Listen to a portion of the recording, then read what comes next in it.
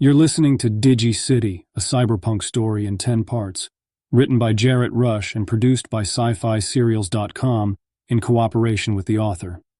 Part 5, Her. Back in Cruz's office, Miller propped his feet up on the edge of the desk and closed his eyes. Cruz was gone, taking the kid wherever he took these freaks when Miller brought them in. The all-nighters were catching up with Miller. His mind drifted in and out of sleep, and Cruz's heavy steps down the hall never registered.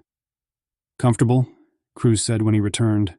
Miller pulled his feet down and slowly sat himself up straight. "Sorry about that." Cruz sat behind the desk and started to go through a stack of papers in front of him.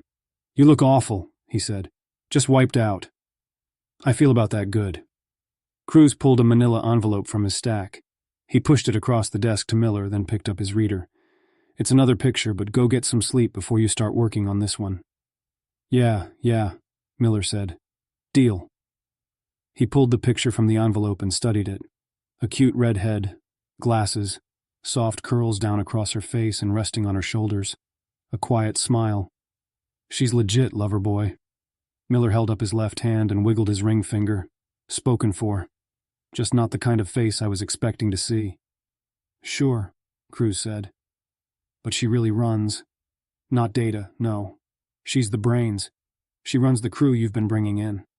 Cruz stared at the reader in his lap. "That's why it's important that we find her." Miller looked up from the picture. "What's she know?" Cruz placed the reader on top of his desk and turned the screen to black. "Stuff. She knows stuff that we need to know." "That's vague. You don't need any more clarity than that." Miller started to say something, then paused. He sat there for a moment, said, "Okay," then stood and headed for the door.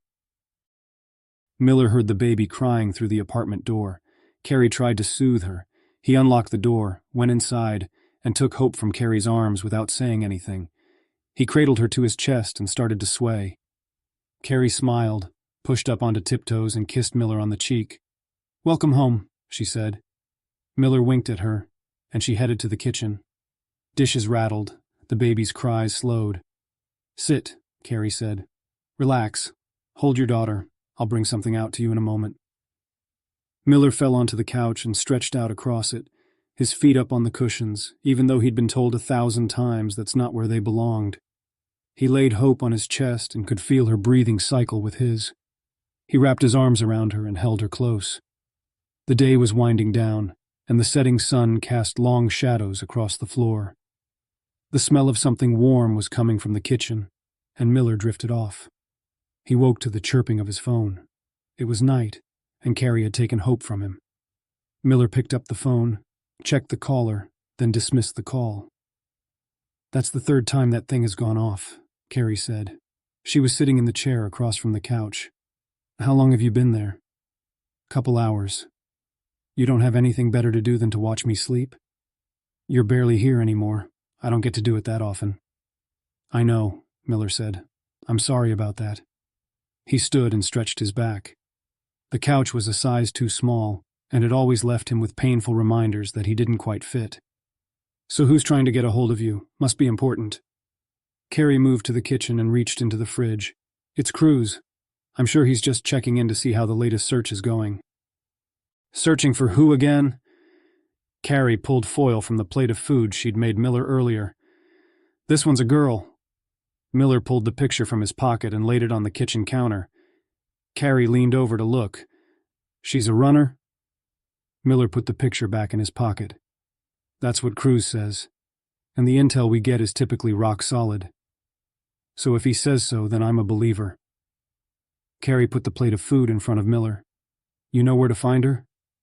Miller spoke through a mouth full of pasta and shook his head. "No. I'll start in Digi City because that's where I always start.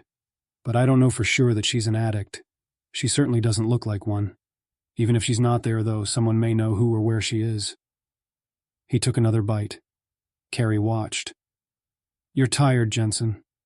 He nodded and shoveled another fork full of pasta into his mouth. "Can I say something and you won't get mad?" "I can't make that promise." He winked at her. "You are killing yourself with Roma, and for the life of me, I don't know why."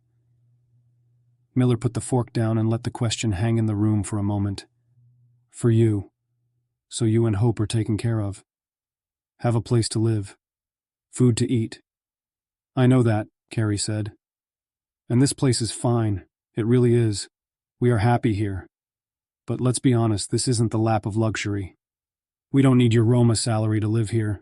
You could do any number of jobs and we could still afford this place. So why do you work there if they are going to run you this hard? Miller ate the last bite of pasta from the plate, then carried it to the sink. I work for Roma because Roma is the place that has the kind of job I do. I take orders. I always have. In the army, as a cop, now with Roma. I'm a good soldier. Whether that's my official title or not, it's who I am. Carrie started shaking her head before Miller had finished. No, she said over top of him. Look, I get that this is a job that is comfortable for you. It lets you use familiar skills. It feeds your need for right versus wrong, but they are running you into the ground. I know that your job pays for this place. It pays for this food.